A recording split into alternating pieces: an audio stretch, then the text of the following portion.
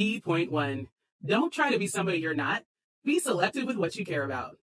Most self-help books make us fixate on what we lack. They pinpoint things we see as our failures and shortcomings and emphasize them for us. If you are broke, you look for a way to earn more. If you think you're not attractive, you use affirmations to believe you are. Society keeps telling us to be more positive all the time. We are constantly getting the same message, to care about everything. Sadly, caring more doesn't guarantee you to be happy and live a better life. Living happily isn't about caring about everything. It's caring about the things that matter. As humans, we care too much about things that don't matter, and this does nothing but make us feel bad about ourselves. The author calls this the feedback loop from hell.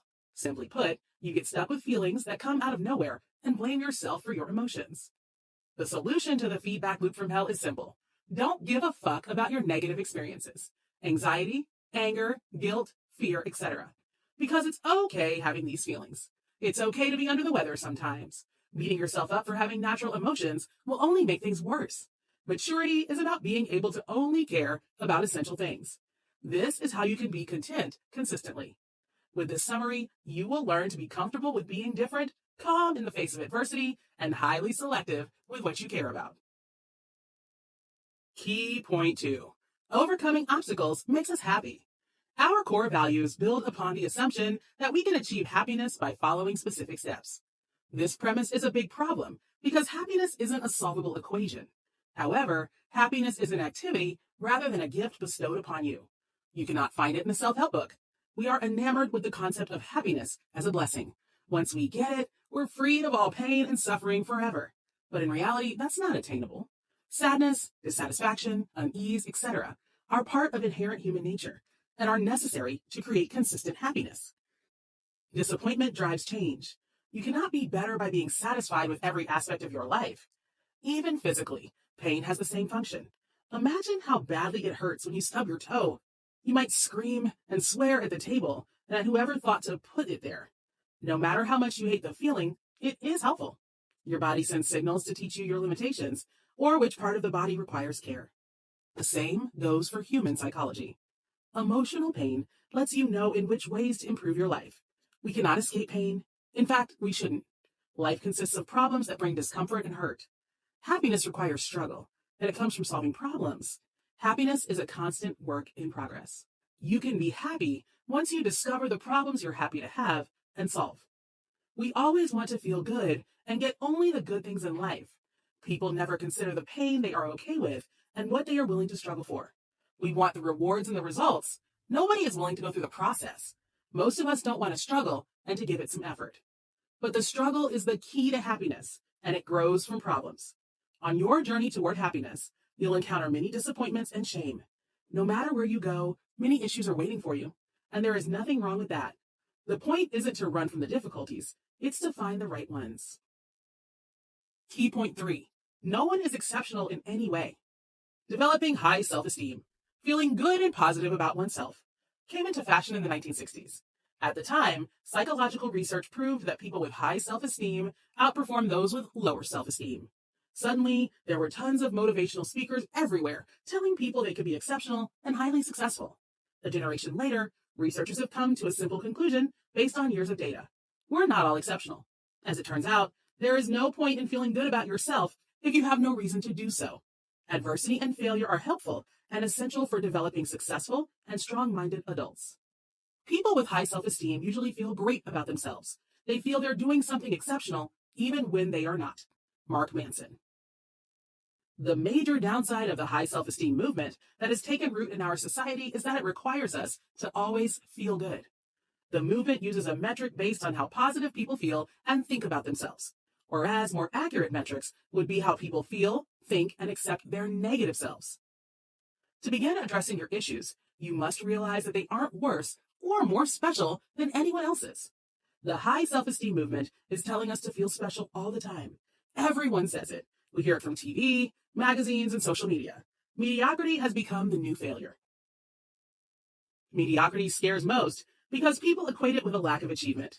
They think accepting their average means their lives are worthless. In reality, when you acknowledge that your life is mundane, you are free to pursue what you want without the pressure of unrealistic expectations. People who become exceptional at something think they're mediocre and put in the work to improve. Assuming you're exceptional from the start won't get you anywhere. So instead of seeing mediocrity as a bad thing, be grateful and appreciate the small things in life. Most of your life will be boring, and that's perfectly okay. Key point 4. Don't build your life around useless causes. Focus only on important values. As humans, we tend to spend our precious time on useless causes. Sometimes we know deep down that we're going to suffer because of what we're doing, but we do it anyway. This is because suffering means something to us, so we can endure and perhaps enjoy it. Whether you like it or not, suffering is an inevitable part of life. Of course, you could try to avoid it, but one sure fact is that running from negative things will always backfire. So, instead of hiding from issues, accept and face them.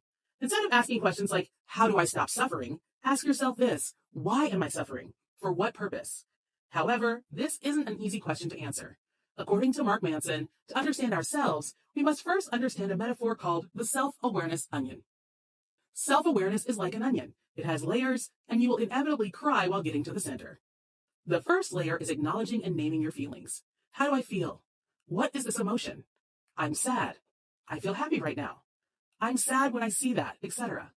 This process is simple for some people, but quite hard for others. Sometimes you try to deny your feelings. The second layer is getting to the root cause of those feelings. Why do I feel like this? Why am I sad? Why am I depressed? The third layer is when your values come in. Ask yourself, am I looking at this as a failure or not? Am I judging myself? What standard am I expecting myself and others to live up to? This level is challenging as it requires scrutinizing your thoughts and a lot of effort. At the same time, it is crucial because our values define our problems, which in turn determine our well-being. Shifting your values and definition of failure and success will change your view on many issues. Did you know denying negativity leads to perpetuating problems instead of solving them? It is okay to be optimistic only sometimes. Negative emotions are a vital element of emotional health. Key point 5. Become responsible for your life and invite progress by embracing uncertainty. There is a simple realization that all personal improvement and growth stem from. We are accountable for whatever happens in our lives despite the conditions. We can only improve ourselves if we realize that we are responsible for everything in our lives, no matter the circumstances. It doesn't matter whose fault it is. It's always your responsibility because you can decide what you make of the circumstances. Of course, someone else might be responsible for your situation, but this isn't the same as thinking it's their fault. No one else is ever liable for your life but you. People may be the reason for your unhappiness, but you have control over your suffering. You can change your values and how you view your circumstances and react to them. It's up to you to adopt a new standard for success and use it to reevaluate your experiences. Often, the only difference between a problem being painful or being powerful is a sense that we chose it and that we are responsible for it. Mark Manson. Also, embrace doubt and uncertainty because certainty can never lead to progress. Certainty might feel comforting, but you need to chase doubt instead. Question your values, beliefs, and feelings. Remember that you can only be sure about your future if you take action to shape it yourself. Stop proving that you're always right. Instead, reflect on why you're wrong. Uncertainty pushes us toward progress. People who believe they know everything never learn anything. The first step to learning is acknowledging we do not know something. Accepting our lack of knowledge gives us space for opportunities to improve and grow. Embracing uncertainty is a vital step toward assessing our prioritizations and values. Because changing our values requires putting them under scrutiny first. Asking yourself questions like, what if I'm wrong? What would it mean to be wrong? Would being wrong make my current problem better or worse for myself and others? Will help you be a little less sure of yourself. Key point 6, the success paradox. Failure is the way forward. Success is proportional to the number of times you failed, and improvement comes from a series of tiny setbacks. There is a popular saying that talent is overrated. Yes, it's overrated. Success is less about your preconditions and more about the work you put into something. We can only succeed when we're ready to fail so that we can learn and grow. When learning to walk, a child will fall and hurt themselves hundreds of times. But the child will never give up or stop trying. Failure and discomfort are a part of the process.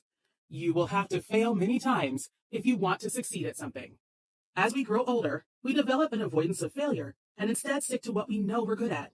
This concerns our education system, overbearing and critical parents, and mass media. Avoidance of failure creates avoidance of the vital actions to succeed at things.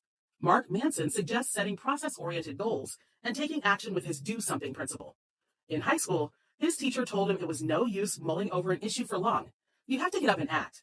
Once you start, ideas will come to you. By applying this advice, Mark Manson discovered that motivation often comes from action, not necessarily the other way around. It also has something to do with inspiration. Your actions generate further emotional reactions and motivations to move on to inspire your future behavior. So, if you ever need more motivation, start with small actions. Anything works fine. And try to observe the results of your actions. You can then reap the fruit of those actions to motivate yourself. Did you know? A study by Polish psychologist Kazimierz Dabrowski in the 50s showed that World War II survivors felt that the war made them psychologically stronger. They reported being more responsible and appreciative of their loved ones. Key point 7. Reject things that don't add value to your life and contemplate your mortality. Rejection is an essential life skill.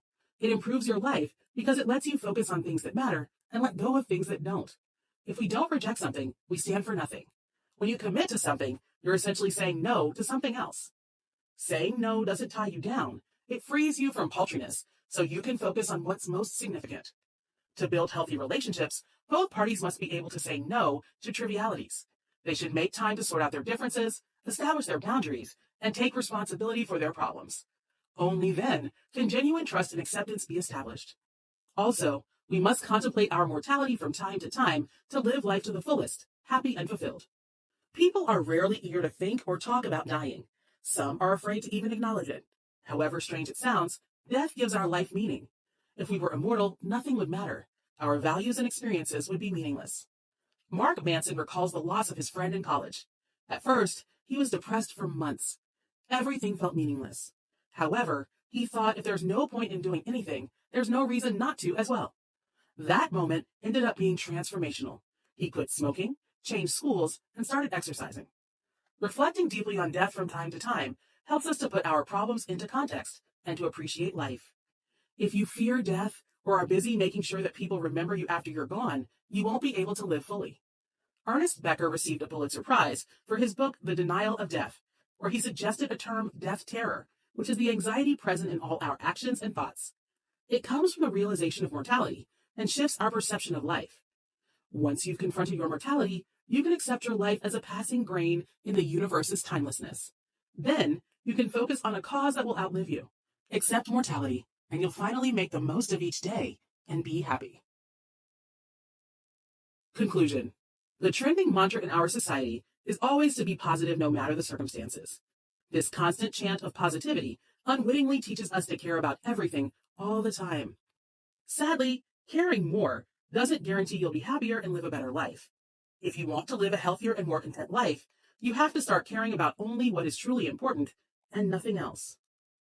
We care too much about things that don't matter, and this does nothing but make us feel bad about ourselves. We feel a certain emotion for some reason, or no obvious reason, and having this emotion makes us feel even worse. The key to getting out of this loop is to stop caring about our negative emotions, like anxiety, anger, guilt, fear, etc. It's okay to have these feelings. It's normal to feel bad sometimes. Beating yourself up for having certain emotions will do you no good. In essence, maturity is about paying attention to only essential things. This simplification brings us genuine happiness. We try to do too much in life, which results in stress and grief. We all need to learn to stop caring about the things that are causing us pain. Choose to focus on what you want to care about and develop a more constructive approach to work, love, and life. Try this. Start saying no to things that don't add value to your life. If you want to focus your time and energy on the things that matter to you, it is essential to say no to everything else.